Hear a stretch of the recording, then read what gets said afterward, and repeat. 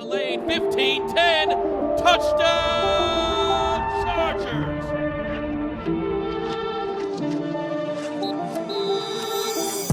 What's up, guys? We are back with a brand new episode of Chargers Weekly, presented by Microsoft Surface. As always, joined by Matt Money Smith. Money, I got my Surface here.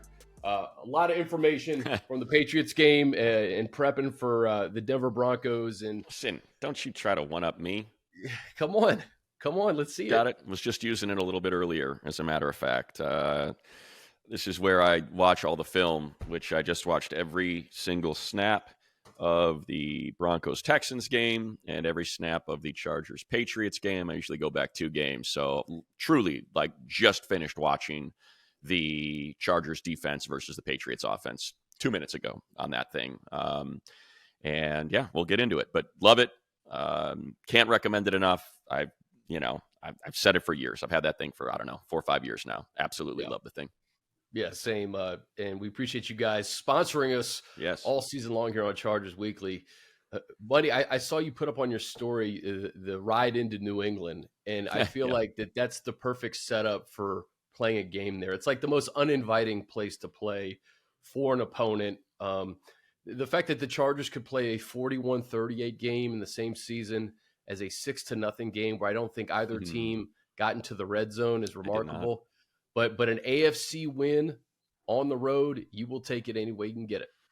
Yeah, it just continues the theme that we've talked about regularly, and that is the Chargers allow their opponent to dictate terms.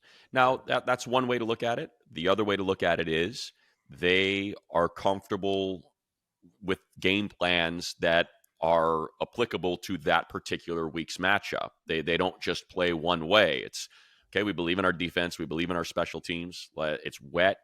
I mean, it rained from the second the ball was kicked off until the second the final whistle blew.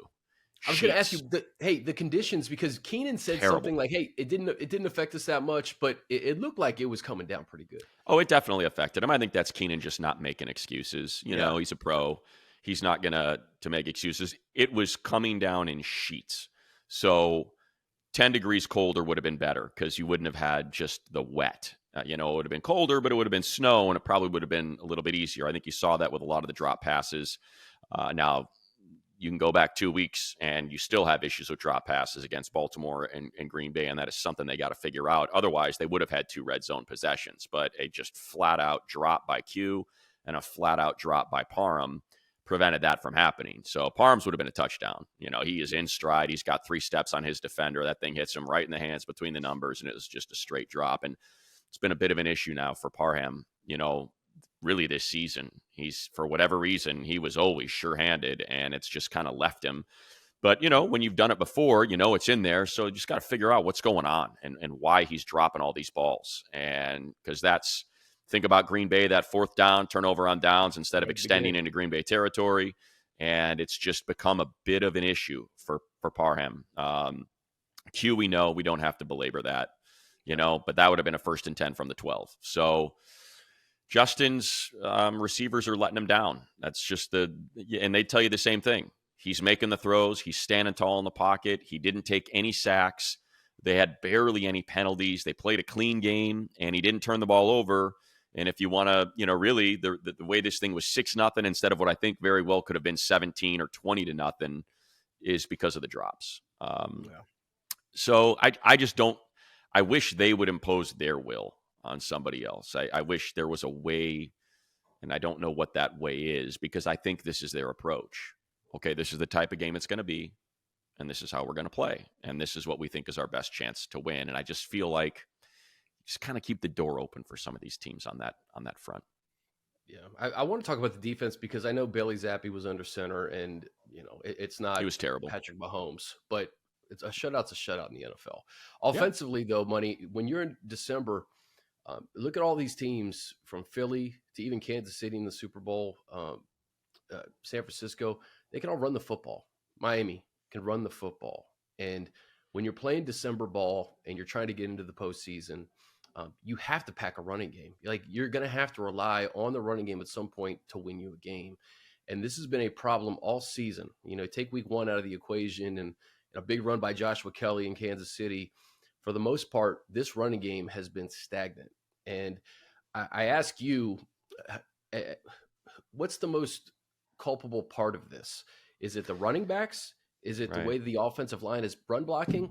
Is it the lack of weapons on the outside of Keenan with all these guys down that, they know that Keenan is the number one guy that's going to beat them, and there really isn't a clear-cut number two? I'm just trying to figure out where we kind of diagnose this issue, because it's a big issue. You're seeing Denver, who's coming in this weekend, Javonte Williams, they're relying on him to run the football and chew clock.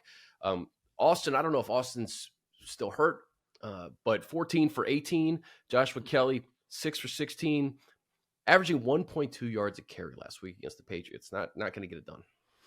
Yeah, I think the answer, to your question is yes. It's all of those things. Yes. So I actually ended up watching every single run snap twice. I shouldn't say twice, but I just spent a lot of time on it because I'm trying, because it's just such a glaring number, right? 17 for 18 and 6 for 18, 1.2 per carry. So what went wrong? Everything went wrong. But if you were to ask me where I start, it's tight ends. It's the tight ends just can't block. They are getting blown off their blocks. At least that was the case in the New England game. Gerald Everett and Donald Parham got absolutely washed out on every single run snap. And a couple of the runs, on one of the runs, I thought Austin had an opportunity. He chose the wrong gap. There was a cutback. It was wide. And look, I say these things not like, hey, you screwed up. That's not what I'm saying. I get it. It's, you're trying, you're in the middle. These things happen in a split second. You don't always pick right. But so it looked like, he's got to read the gaps and figure out which one he wants to pay. And he just kind of hit the second gap he read instead of coming back one more. And it looked like that thing was opened up for him. On some of them, on quite a few of them, the offensive line's just losing. They're getting pushed back instead of pushing forward. There was one where it just kind of developed a little too quickly. Slater couldn't get out to the edge. He was kind of pulling out wide, and the whole line was shifting. He just couldn't quite get out there to seal that block. But I think for me, what really, really stood out was just how badly Everett and Parham got beaten in the run game. It seemed to be on almost every single run play, it was their guy that was making the play and was just in the backfield or in the fit, was fitting right away. And that's something we've talked about. We talked about it before the season stared. McKitty was supposed to be that. Do we have a blocking tight end? He's not there. Yeah. Yeah. So it's just kind of like, we knew that these tight ends are not blocking tight ends. They're really good. Gerald is a really good receiving tight end. He's not a blocking tight end. They don't have one. And so, when that's the case, and look, not everybody needs it. The right side just is not working. Jamari and Trey, that's an issue. Whenever you run to that side, there's a little bit more success left. But I think to the point you were making, the boxes are stacked. Even though it's Justin Herbert, they're not afraid of Jalen Guyton, nor are they afraid of Quentin Johnson. Those guys are in one-on-one coverage. They're the Patriots bracketed Keenan the entire game. He had 2 helmets on him the entire game. So I think you're going to continue to see that. And that's why, hearing, as we do this on Thursday, hearing yesterday that Josh Palmer's window's open, man, if he could play, that's going to go a long way because they need him bad. And we keep saying it as I continue to just kind of ramble here, but I don't know why Alex Erickson isn't getting more snaps. He's just I don't get it. The guy catches, he's got sure hands, made the play of the game, on that third down, and I tip my cap to Coach Staley and to Kellen Moore for just saying, hey, we got Justin Herbert. I don't need to run 40 more seconds off the clock. It doesn't matter to me if the Patriots have a minute 20 or if they have 50 seconds. Let's just end this right now. We've got Justin Herbert. Let's go end it. And man, Erickson beat his man like a drum. He beat Brian like a drum. Off the snap, he got inside leverage and he pulled away, and it's pouring rain, and Herbert throws him a laser, and he, downfield 20 yards, he secures it. And that's the game. And to me, I just got to catch the ball. And Alex Erickson catches the ball. And Herbert, so think about it, right? That's the game. That's like, hey, you complete this pass, you win the game. Where's Herbert go? It goes to Alex Erickson. So clearly there's trust there, which leads me to say, put him out there. Let's get some more snaps. Maybe we see more of him on Sunday. And I hope so. When Mike Williams goes down, obviously it was crushing. But when Joshua Palmer goes down on top of that, that's when you're really kind of playing with one hand tied behind your back with Keenan and, with Quentin struggles and, these guys just dropping balls. I don't know if Austin is 100%. Obviously, there's the injury report and then there's just the wear and tear of the season. I still don't know why we're not seeing Isaiah Spiller when the running game is anemic.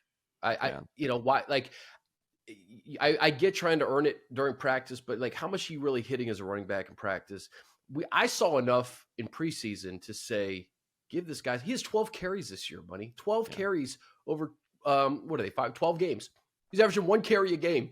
He's been active for 5 games, and I thought I saw enough at Texas A&M coupled with preseason this year to say at least give him a shot, right? Because it can't get any worse than what it's been at this point. Or you know what, Chris?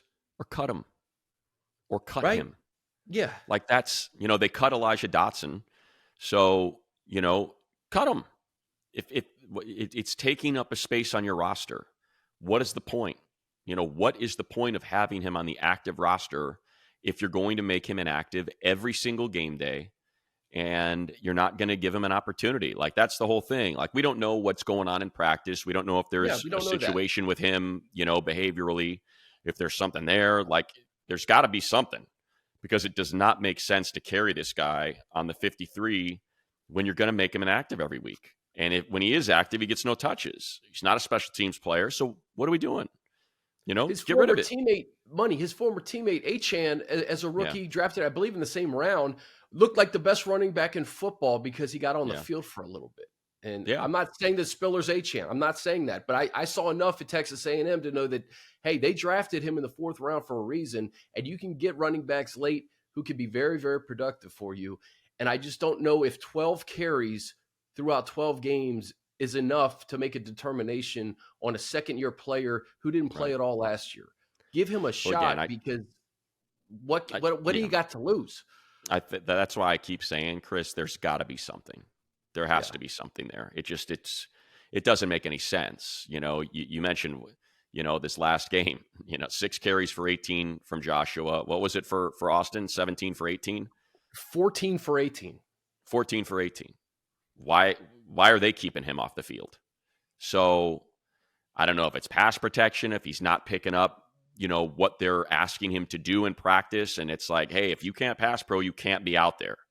And maybe he's just, he's not, maybe he can't play special teams. That Coach Ficken doesn't trust him on special teams. And it's like, okay, so now we're down a body there. You got to be, so I'm with you. I just, because he's a big back.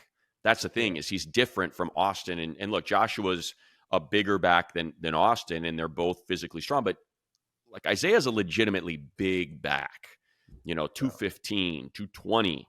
He's a bigger guy. And you would think he'd have value in those short yardage situations that they don't like to sneak Herbert, but they like to run. So I'm with you. But to me, really impressive runs in the preseason, Money. Like that. Yeah. I remember one, it was like a 7-yard the one that got called back on the holding.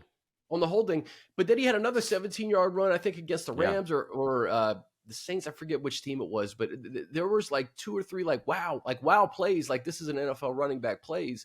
And something that you mentioned a few weeks ago that I still am kind of puzzled by is just Austin Eckler in the passing game. Only 3 targets, 2 catches for 9 yards. It was before one of these must-win games where you're like, hey, we got to get the ball in Austin's hands. Yeah. And if it's not working running the football, get him in space, because 2 for 9 through the air for a guy like this. And we've seen he set Chargers records. He set NFL records as an undrafted running back. Like, that's another guy that you have to kind of lean on during a time when your offense is lean at these explosive positions. Yeah. Again, it's multifold, but you go back to the Jacksonville playoff game last year, and that's why they lost. I did an interview with a the Broncos radio station in Denver yesterday, and the host brought up was just kind of, he wasn't taking shots at Herbert, but he sort of was. It was more like, hey, are you at all concerned that all these close games aren't being won? That you talk about Joe Burrow and how clutch he is, and Justin and Jalen Hurts, two guys that were drafted in his draft class, that win these close games. How much of the blame does he wear? Does he share in? And he then specifically brought up Jacksonville. He's like, you're up 27-0, and you lose a game, that's got to stick to you as a quarterback. And I said, I think that's fair. I said, but you also have to remember, what the approach was in the second half. We're up 27-7, and we got to run the ball. I said, so they tried to run the ball and couldn't. And so now they're behind schedule, and now there's 3 and outs, and they continued to try to run the ball to play the game management, manage the clock game, and they couldn't. And that's going to bite you. You're going to lose when you can't. You're going to lose games when you can't do that. You've got to keep the ball. Or the flip side of that is stop running. Just stop running the ball. Don't care. Yeah, I guess. Drop it. Let's go Texas Tech, Washington State, Mike Leach style. We'll run the ball 3 times. Just throw it. And you can throw it quick. You can have some RPOs. There were a couple of those, by the way. There were a couple of RPOs that I thought Justin handed off where you could see the end was crashing, and he should keep those. And, those are where, you could see the end crash, so keep it and take off. I thought there were maybe 1 or 2 of those. So it's just a confluence of issues as to why it's not working, but it's going to have to. These last 5 games that you have to win them all, 2 against the Broncos, the Raiders, the Bills, and the Chiefs, you're going to have to run the ball at least in one of those games in order to win them. You cannot, or again, just don't run the ball. That would be my answer to it. Just don't run the ball. I know, but knowing that you have to at some point, like with Burrow had Mixon in spots. Lamar Jackson has Gus Edwards, best running game in the league. Yeah, right. Jalen Hurts, Christian McCaffrey in the backfield. The way that Shanahan runs the football in San Francisco, you can be an elite quarterback, but also you have to have some help around you, and you have to have some balance in your offense. So we'll see. Yeah, I think that's happens. You talk about the Eagles, Chris, and it's like. And I don't know if they just didn't know or, sort of where they were at from an evaluation standpoint, but it's like, just go get DeAndre Swift for a 5th round pick. Right. That's what it costs. It's a 5th rounder. I think we talked about and the salary is nothing. So if you don't want to extend Austin because and I think we've seen a decline there, certainly from his peak. So if that's your concern and why you don't want to extend him, number 1. Number 2, Josh Kelly's in his last year, and 3, Isaiah Spiller's gotten no playing time. To me, it's 5th rounder. The guy's got juice. Go get him. So, and they tried it last year with Sony Michel, and it failed miserably. And, it just seems like for whatever reason, they can't get it right. We've been talking about this since Melvin Gordon and Austin were together, and Melvin wasn't that effective, and it was just man, we've been talking about this for years. For years, 7 years. And just pushing it forward to next year, however it goes, that needs to be an emphasis. You need to be physical in the trenches with our offensive line, and we need to pack a running game for this quarterback, a legit running game that can win games in December and January, because Justin Herbert is phenomenal, but you can't do it alone. They haven't won close games, and I think the running game was a big reason why. No doubt. So that's the offense. We got to give the defense some props, though. 100%. Well, and special teams. We got to get to the positives of this game. That's for sure. Start with special teams. J.K. Scott, man, phenomenal. When you have a weapon like that, the hang time that he provides, and the amount of times he had to punt and put that Patriots offense way back, that won the game, frankly. Special teams was certainly, if you were to rank them, I would put as the defense pitched a shutout, yes. But if you ask me to rank in order the units, special teams is 1 because that offense does not have any explosive plays in it. So the fact that you're making them go 90 to 98 yards on every single drive to get a score is what helps your defense, because now you have an opportunity to eventually get them off schedule. Sooner or later on a series, they just can't overcome their ineptitude. So that starts with the starting field position. So we talked to JK after the game, tells you what kind of game it was, that's who we interviewed, the punter. That's the guy. Yeah. So, and he talked about Josh Harris and how he prepared them for this game. He's like, Josh was pivotal to this game. All week, all we practiced with was balls that were wet, nonstop, snap. He goes, for me, holding the field goals for Cameron Dicker, we did it over and over and over again, balls that were soaking wet to make sure we had it, a wet, heavy ball for Dicker to kick to make sure he knew what that was going to feel like and make sure that was right. And then for him, he's like, the whole operation, and you forget about that, you forget about the snap. And, for it to be a perfect snap every time, especially in those conditions, that thing's flying back there 15 yards, and JK's got to get in his hands, spin it to where he wants it, drop it within a second and a half, 2 seconds, and be able to get his full force into it. He almost got one blocked, and he was able to get that one off, when they really pinned their ears back and came after it, because they recognized there's nothing else we can do. Offensively, we're not making anything happen, so we got to try to figure something out special teams-wise. And then on top of that, 2 field goals from Dicker, made both. 7 punts, every single one of them inside the 20. I think 4 of them inside the 10, or 3 of them inside the 10. I think they had -6 return yards. And on top of that, 34-yard punt return that sets up a field goal that now forces the Patriots to have to go the length of the field and score a touchdown in order to gain a lead, as opposed to it being 3-0. So, special teams really made the difference in that game. And it's amazing. You talk about how they have not packed a running game really since really they've been here since 2017. This was the worst special teams team for about 3 years in a row. It was bad. Like, they ranked 32nd in the league multiple years, DVOA.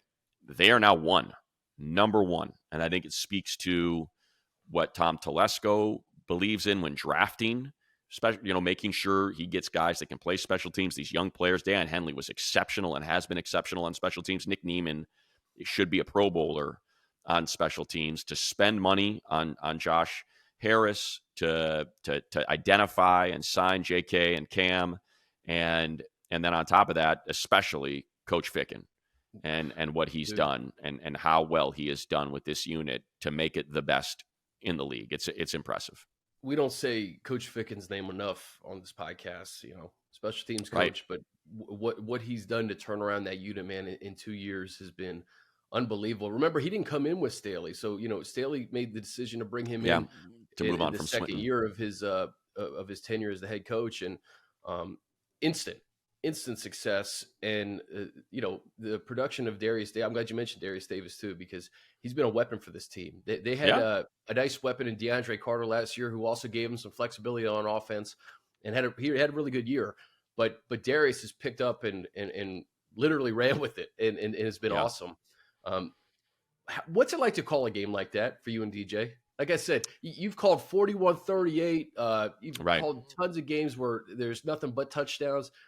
Then 6-0 in a rainy Fox. I said this at the end of the game, and as everyone was kind of laughing, and we're joking in the hallway with Spiro and Arch about the game we're calling and what a mess it is. And I think I'm pretty sure I said it on the broadcast, but I've said it repeatedly since.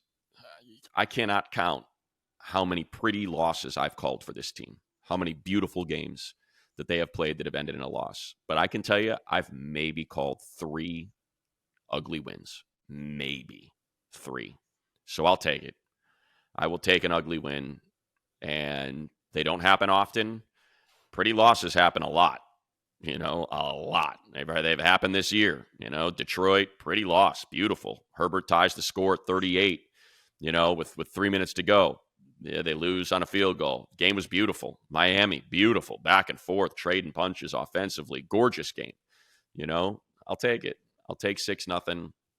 And that then leads us to the defense and just how special of a season that certainly, if they can, I hope they can lift him up. I hope they can punch their ticket into the playoffs so Khalil Mack can win Defensive Player of the Year at 32, because I've got to believe ain't nobody that's ahead of him right now. Not with what he's doing, not with leading the league in sacks, leading the league in forced fumbles, and leading the league in sack yards. And I think back to multiple times the Patriots were knocking on the door. They're at the 30, they're at the 35, and here it comes, big play, tackle for loss, sack, and the thing about the sack yards, he's averaging 8 yards lost per sack. So think about that. It's 3rd and 10.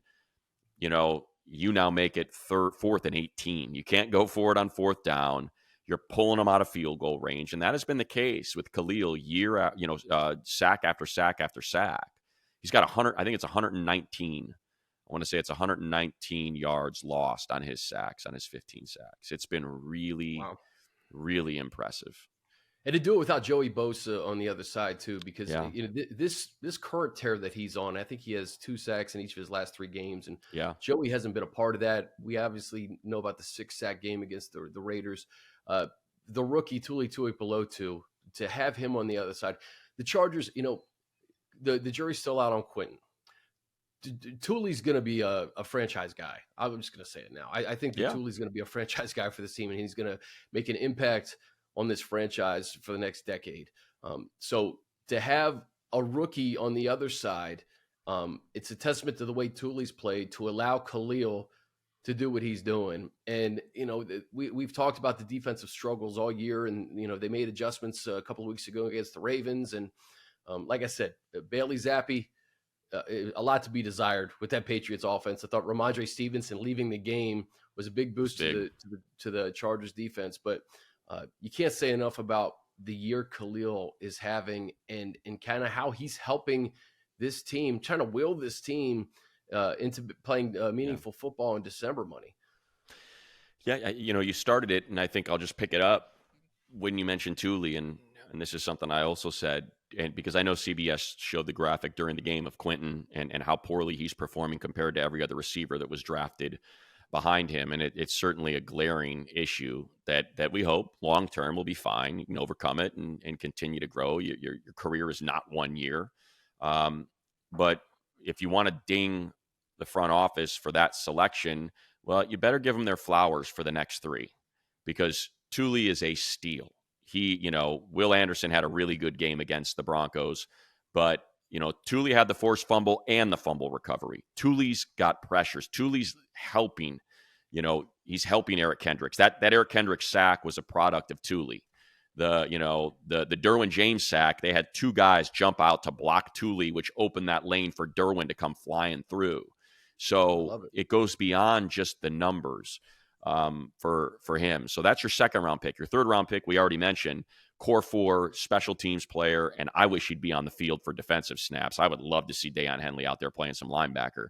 But he is, and again, he made, I think, 2 tackles of those 7 punts. 2 of those big tackles were, I know 2 were Dean Leonard, 2, I believe, were Dan, though. So there's that one in the 3rd round. 4th round, obviously, your number 1 punt returner in the league, in the NFL, not rookie, number 1 punt returner in the NFL that has the longest punt return for a touchdown, leads the league in punt return yards on average, and set up another field goal, essentially one that put the game out of reach at 6-0. So that's your 2, 3, and 4. A draft is not the first round. A draft is a complete draft. And those 3 picks have really made an impact for this team. So, I think it's important to keep that in mind, when you're assessing the issues that Quentin has had, and the disappointment there in relation to other receivers in the league and their production thus far. The rest of the next 3 picks have been exceptional.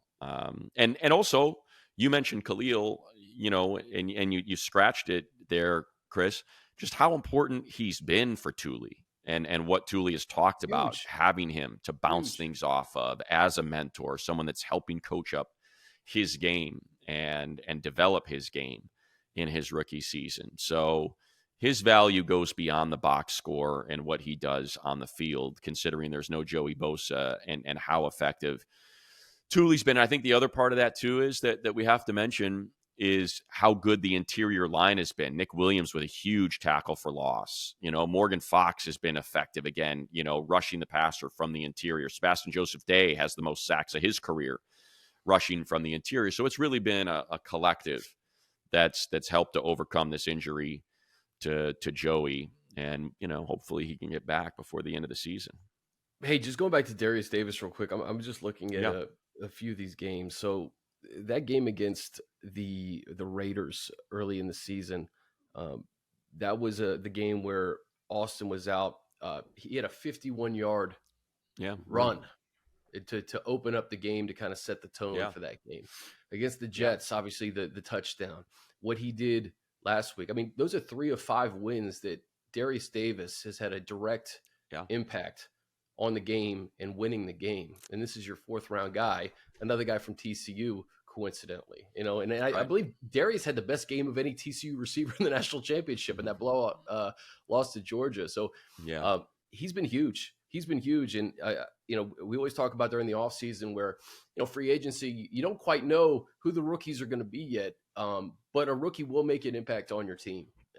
And it's just a matter of time before that kind of expresses itself throughout the season. I think we're starting to see that with Henley a little bit more on special teams. And I'm with you. I would love to see him out there. I know coach is very high on Kendricks and what Murray is doing right now, but finding a way to get number 0 on the field during these last 5 games, I think, especially from an evaluation perspective, because I don't think there would be much drop off if Henley was on the field on defense. Buddy.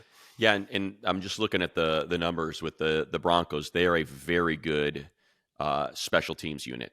So, if you're talking about a game that's going to be won on the margins, I'm looking at their gross and their net punting numbers aren't great, but that doesn't matter to me. It's, more about, punt return average. And so they are first in punt return average at 17.7. The Chargers are second at 16.6.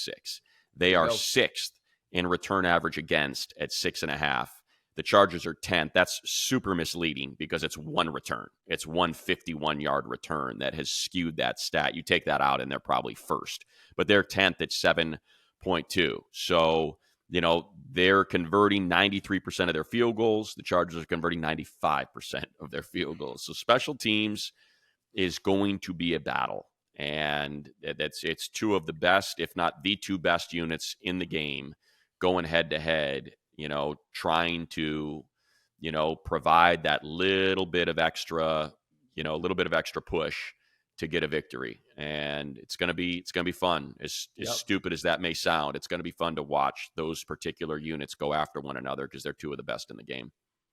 Perfect segue into the Broncos. Let's take a quick break and we'll get into it.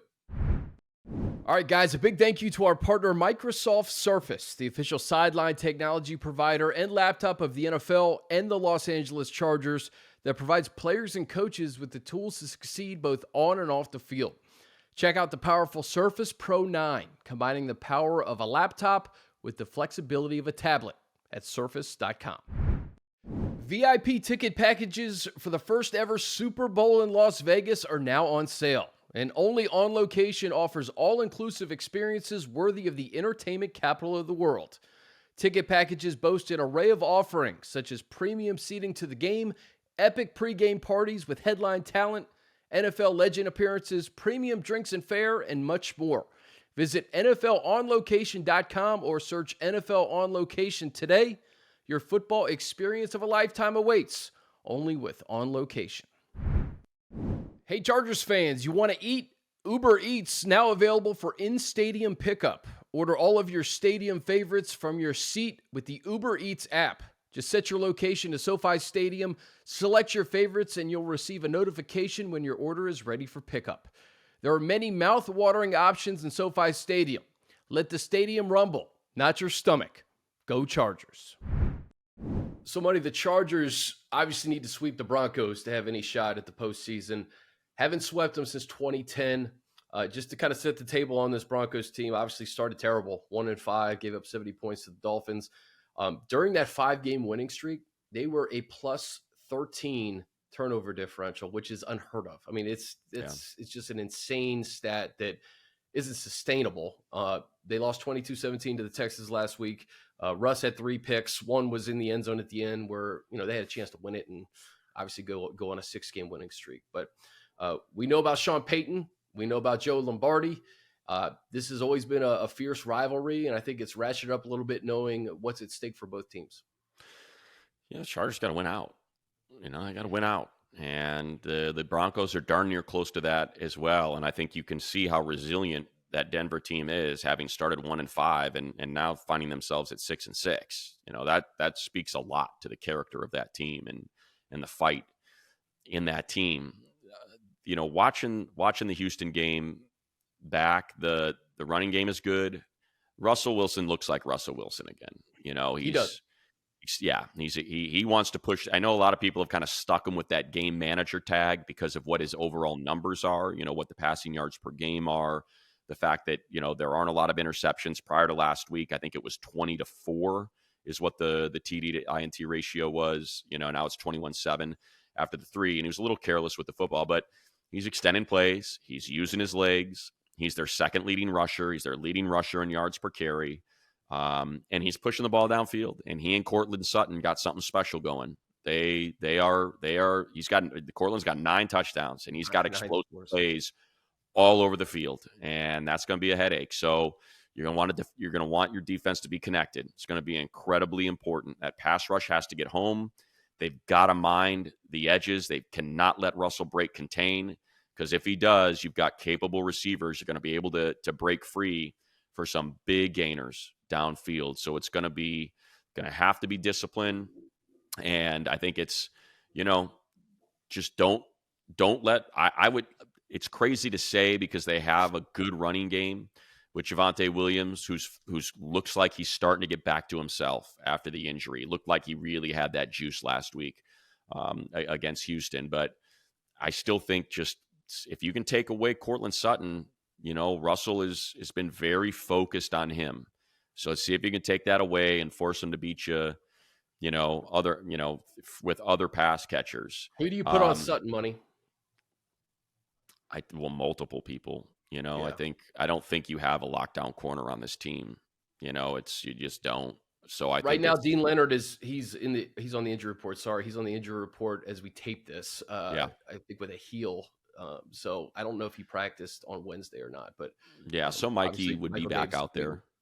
Yeah, Mikey be back out there. I think it's going to be a challenge. Look, the defense. It's funny with the defense. Like as I watch it, parts of it are really good. Surtain is still exceptional, and teams are just staying away from him. So they're going to put Surtain on Keenan. I'm quite certain of that. That would be my assumption. But they just take the ball away. That's what they've been doing. They've been creating turnovers. So you think about the drops. Those drops can turn into picks. I think about Quentin bobbling that thing, and it's boobling around in the air, and it's like that. Those turn into interceptions. Yeah, that's what you got to be careful of. The one that popped off of Keenan's chest and popped up into the air when he was being checked by J.C. Jackson, just didn't quite get his hands out far enough in front of him. Those can turn into interceptions against this team. They're very good. Tips, overthrows. They force a ton of fumbles. They're first in fumble recoveries with 12. So their fumble luck is incredible. Chargers, by the way, second. They got 10. So fumble luck, Baltimore game notwithstanding, has been incredible this year. So for me, you have got to take care of the football, because last week, notwithstanding for the Broncos, they've taken care of the football. They do not give it away. So that's going to be a big part of it. That just, I think, speaks to how close these two teams appear to be out there. But, so I was saying, Chargers are 29th in total defense. The Broncos are 31st. Now, look, there's a 70-point game in there that skews these numbers a little bit, but they've played 13 games, or they've played 13 games. So they're 12 games. I'm sorry, they played 12 games. You can overcome the 70-point game and get that number down. But no, they're 31st in total offense, 31st in yards per play, 29th in points per game, 32nd against the run, 24th against the pass. You can get them. You can get them. Now they've been better as of late.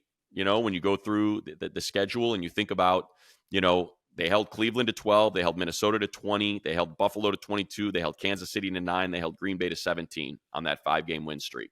So They lost by giving up 22. So they've definitely cleaned things up from earlier in the season when over a 3-week span, they gave up 132 points.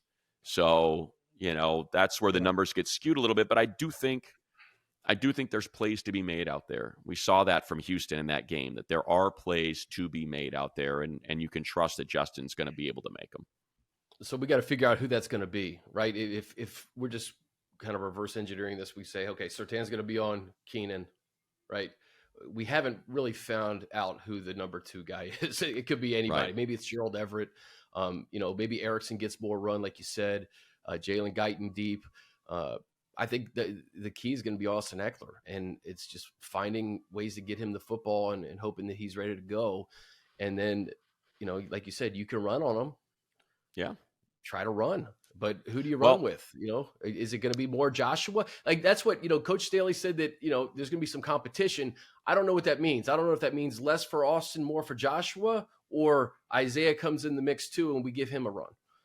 So I think, the interesting thing about the Houston game is we know, they want to run the ball with Singletary, and Pierce came back, and they only rushed for 3 yards per carry. They ran it 30 times for 89 yards. But Nico Collins tore them apart. 9 catches, 191 yards, and a tug. So, like I said, when did Tank Dell go out of that game, Money? So, excuse me. When did Tank Dell left pretty early. I don't even think he had a target. So, here. Yeah, he didn't even have a target. So, Stroud throws for 274, a touchdown on, 16 to 27 passing. Explosive plays all over the field. Brevin Jordan goes 3 for 64. And then it just kind of falls out from there. But, they found a Waldo. They attacked.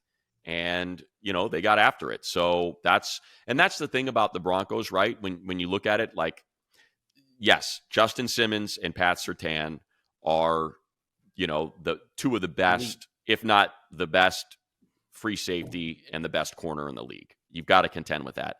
But then you look at Fabian Moreau, and that's what they did. So you've got an opportunity there up front.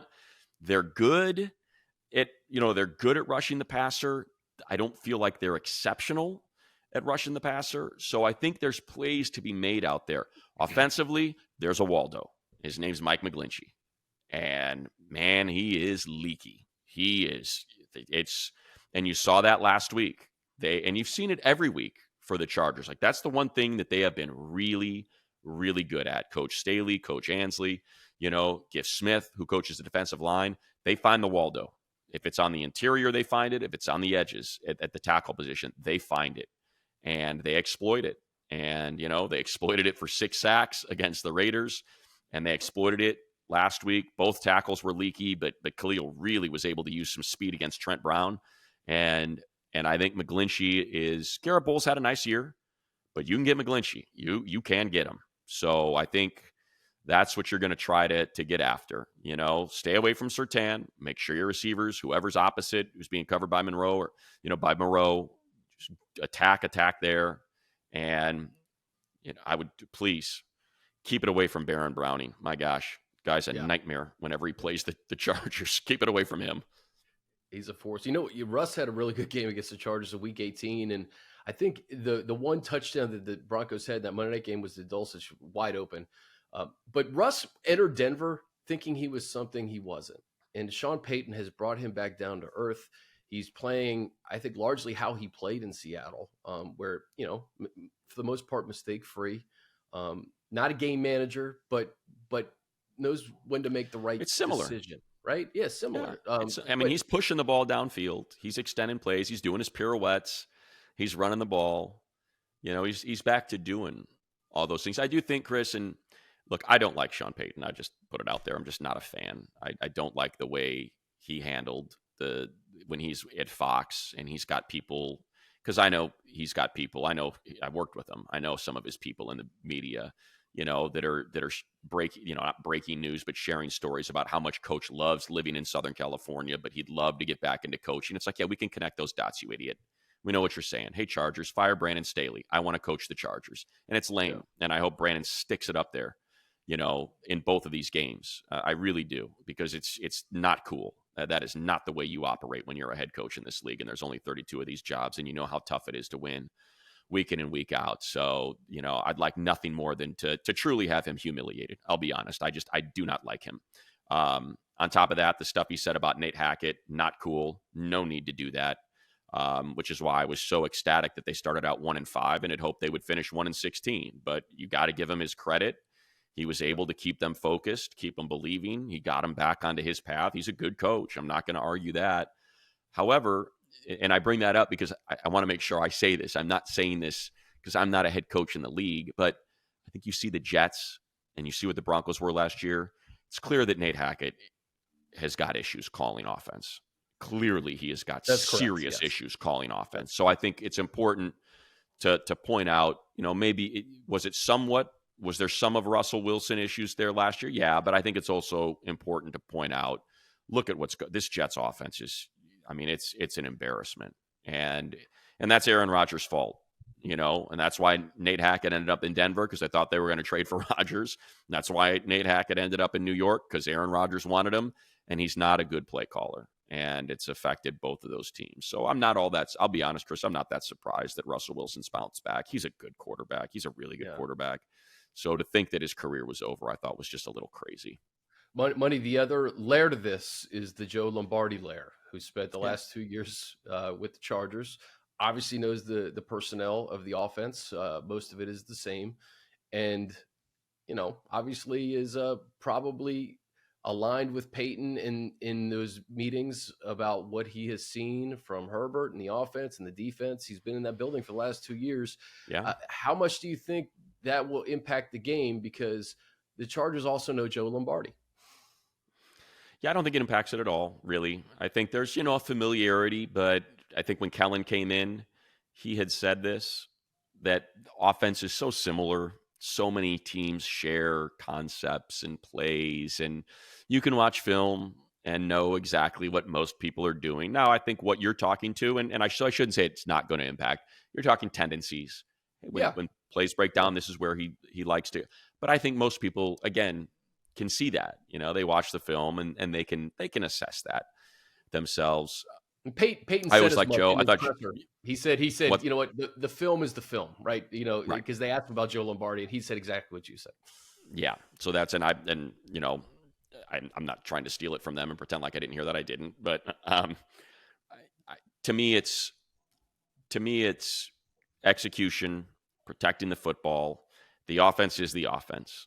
It's 12 weeks in for both these teams. They are what they are. For me, it's the getting over the drops, figuring out why they're dropping so many footballs when they led the league in fewest drops the first 9 weeks of the season to the last 3 now leading the league in drops. You go from 1 to 32. That's a pretty drastic difference there. What's going on? And if you can't catch the ball, let's get you off the field and let's get someone who can, because Justin's busting his tail back there. He's holding onto the ball. He's willing to take the hits. He's avoiding the sacks. He's making great decisions, and he's not getting paid off on it. So got to do that, and don't let Courtland Sutton beat you, and don't let Pat Surtain and that turnover happy Justin Simmons, don't let those guys take the ball away. And this should be a really tight game. Should be a really tight, not even – I'm not breaking news. Chargers don't play blowouts. So it's not what they do. It's gonna look. Not what they do. Will it be high scoring or low scoring? I don't know. It's gonna be a 1-score game though. That's for certain. I've told myself, we're not talking playoffs anymore. This 5-day stretch though, when you play 2 AFC opponents, you just beat an AFC opponent. That's big, right? It doesn't matter if it's 6-0 or 35-0. You beat an AFC opponent in the New England Patriots. But coming up Sunday versus Denver at your place. Then you got to turn around and play the Raiders on Thursday night. Short week. This 5-day stretch of football, Money, will tell us a ton about this football team, where they're going this year, and kind of what's in store for next year. I mean, the 2 division opponents, you've already beaten the Raiders. It's an opportunity to get to, what do they have? They have 1, 2. So they have 4 AFC West games. to close the season. That's their entire schedule is AFC. It's Broncos twice, Raiders, Chiefs, and then the Buffalo game on Saturday night on peak. It's just the playoffs, Chris. That's what it is. Yeah. You knock off the Broncos twice and you get the sweep there. So now you've got the tiebreaker. You knock off the Raiders twice, you get the sweep. Essentially, you put them out of the playoffs. You give the Raiders, let's say they beat Minnesota this week, you give them their 8th loss, they're out because you've swept them and you now have that advantage over them. You beat the Bills. So let's say the Chargers, if and this goes back to what we talked about last week when they had lost their 3rd game in a row, and it's like, what do we have to look forward to? And it's like, well, it lays out. It lays out for them where they can stay concerned and focused on themselves. They do not have to watch the rest of the league. All they have to do is win. It's that simple. They will not need help from anyone else, because if the Bills show up here in week 16 at 8-6, the Chargers will show up at 7-7. And if they win that game, they'll be 8-7, just like the Bills, with the tiebreaker. And now you will jump them. So it's all, and by the way, the Bills are going to play at Kansas City and they will play Dallas. Those are their 2 games going into the Charger game. So, and I'm giving them wins in both of those. Like that, even if they get the wins, the Chargers, as long as they win, will still have an opportunity to knock them out. The next week, sweep the Broncos, knock them out. The next week, think about best case, and this is now powder blue glasses, pie in the sky. They do something that we haven't seen them do all year. We should have this part of the podcast sponsored. The powder blue glasses. Exactly. But like, imagine if they can figure this out. And they did last year. And that's why I don't feel stupid like a homer saying it. But they were 6-6, and we were talking about what a mess. Lost in Vegas. This is a mess. The team had and then they ripped off 4 straight. And week 18 could have been 5 straight, but they played weird. Some guys played, some guys didn't. Some guys played a half, some guys didn't. And they, so just throw that one out. Yep. So if they win 4 straight again, if they, it'll end up being 5 straight. But if they win their next 4, think about week 18. Think about week 18. Kansas City at SoFi. Maybe the Chiefs are playing for the number 1 seed and the Chargers are playing to punch their ticket into the playoffs. And if the Chiefs win, they get the 1 seed and the Chargers get knocked out of the postseason. And if the Chargers win, the Chiefs don't get the 1 seed and the 2 teams will face each other the next week in the first round of the wild card for the third time. And like that's just set up the Football Night in America promo for week 18. That's how it could. That's if they can take care of this. If they can play inspired football, that's what we could be headed towards if the football gods smile upon us, which they rarely do. But if for some reason in 2023 they decide to, that's how we could start 2024 with a winner, essentially not winner take all, but 1 seed versus just getting into the playoffs and then being able to take the team on that you just knocked off the following week to try to knock them out of the postseason after knocking them out of the 1 seed in a bye, the defending Super Bowl champs. Like that's what this is set up for them to be able to accomplish if they can take care of their football business on the field.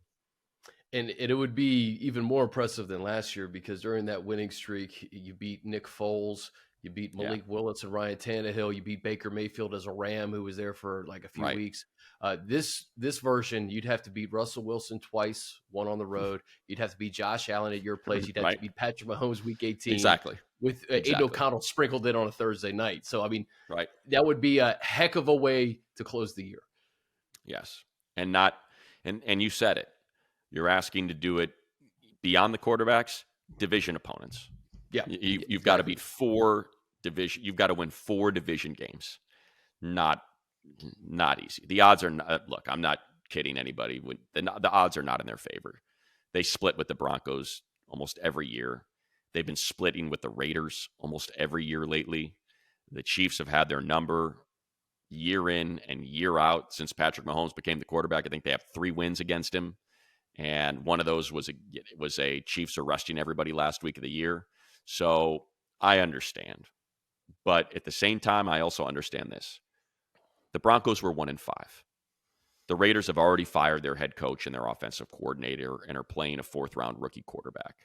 The Chiefs have not looked good offensively. Look at the Chiefs Here's the Chiefs' last five games. They have scored 9, 21, 17. They hung 31 on the Raiders after falling behind 14-0. Yep. And 19. The offense is not right. The offense is not right. Patrick Mahomes is looking for that receiver. He seems like Rashee Rice might be it, but he's still searching. The defense has been a little bit leaky.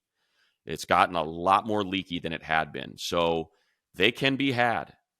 They it's a little bit of a different sort of setup, I think. It's important to keep it all in context, the good and the bad.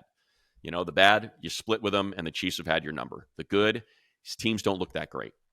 Broncos are 1-5. They just lost to a Texans team that had the number 2 pick in the draft last year. So I won't apologize for this portion of the podcast, by the way, because if you're a Chargers fan, you're listening and watching Chargers Weekly because you want the Chargers to do well. Right. As long as they're in the mix, I'm just telling you we're what going they to lay have to out do. some positive vibes, right? Like, Yes. Hey, man, I grew up in the DC area, and the Washington Now Commanders, right? Every December, because they were always 9-7, 8-8, 10-6, always, or worse. Right. So when they were in contention, December was fantastic because I would do the scenarios. I would say if they lose here, that's okay, because if they win the next 3 and this team loses, you got a shot.